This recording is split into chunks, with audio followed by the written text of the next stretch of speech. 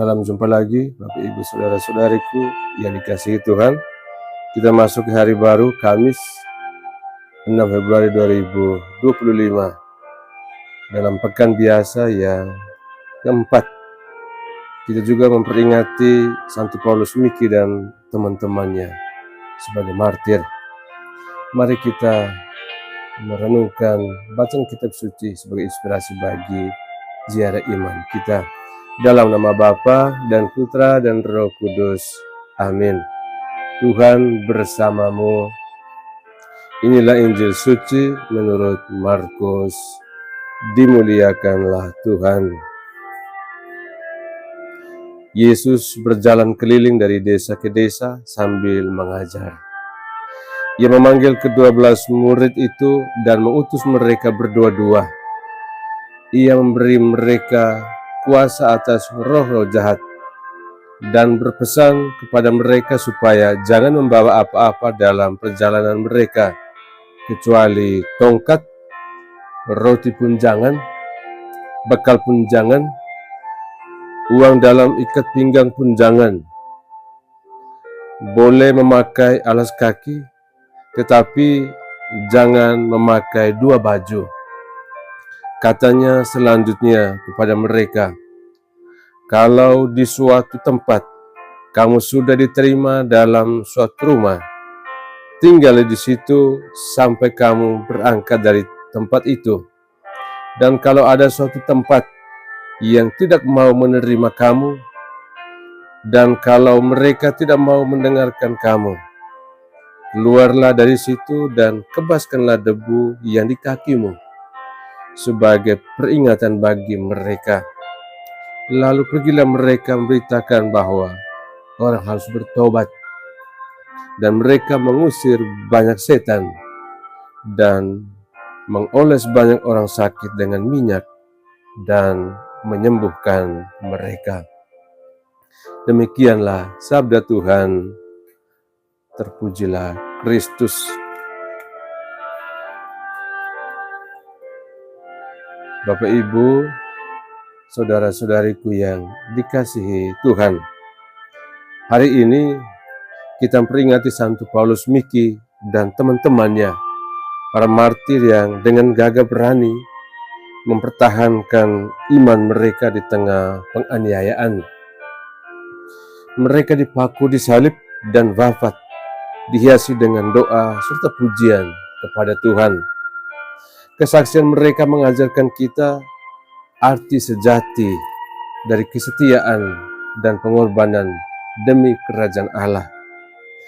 Dalam Injil hari ini, Yesus mengutus para murid berdua-dua untuk memberitakan pertobatan dan membawa damai ke rumah-rumah yang mereka kunjungi.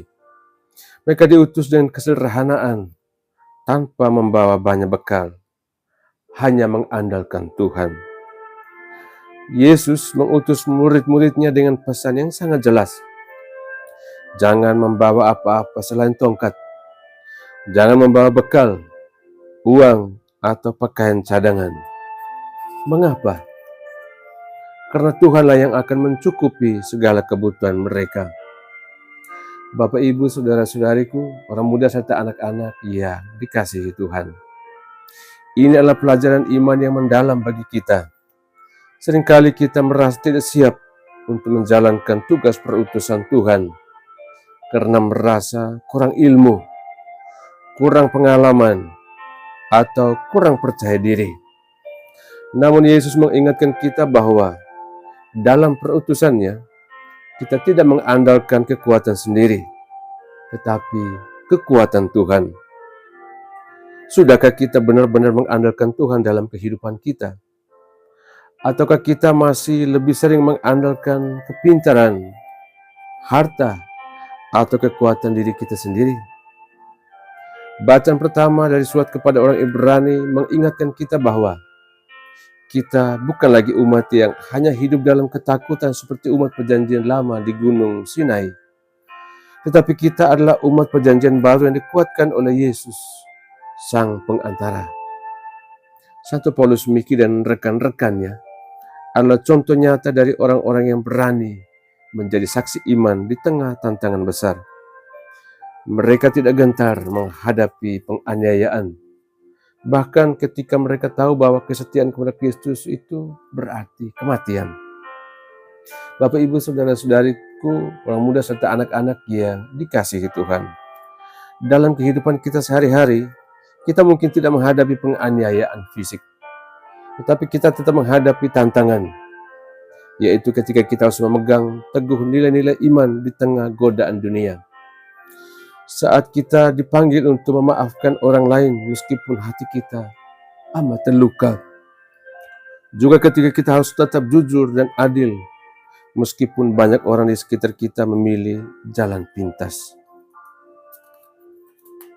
Kesaksian Santo Paulus Miki mengajarkan kita bahwa iman sejati bukan hanya dalam kata-kata, tetapi dalam kesetiaan, dalam keberanian, dan ketulusan hati dalam mengikuti Tuhan. Bapak, Ibu, saudara-saudariku, serta anak-anak dan orang muda yang dikasihi Tuhan. Yesus mengutus para muridnya untuk membawa damai, menyembuhkan orang sakit dan mengusir roh jahat. Ini berarti bahwa setiap murid Yesus memiliki tugas untuk menjadi berkat bagi orang lain. Kita semua dipanggil untuk menjadi pembawa damai dalam keluarga, dalam komunitas, dalam lingkungan kita. Dalam keluarga kita bisa menjadi penyemangat dan pembawa damai saat ada konflik. Di tempat kerja kita bisa menjadi contoh kejujuran dan tanggung jawab.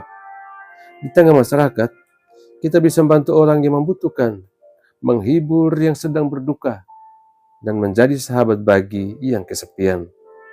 Bapak, Ibu, saudara-saudariku, orang muda serta anak-anak yang dikasihi Tuhan.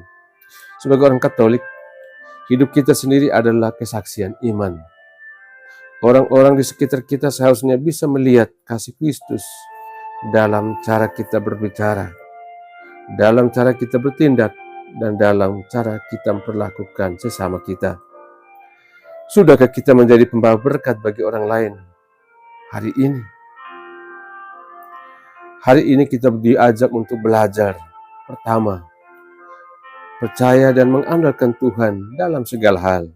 Yang kedua, berani menjadi saksi Kristus meskipun ada tantangan dan kesulitan. Dan yang ketiga, kita diutus untuk menjadi berkat bagi orang lain. Seperti Santo Paulus Miki dan teman-temannya, marilah kita sekalian diajak untuk belajar setia dalam iman dan berani bersaksi tentang kasih Kristus dimanapun kita berada. Amin. Tuhan bersamamu. Semoga kita sekalian, semua mereka yang selalu kita kenangkan dalam doa-doa kita dan usaha-usaha kita senantiasa dilindungi, dibimbing dan berkati oleh Allah yang Maha Kuasa, Bapa dan Putra dan Roh Kudus. Amin.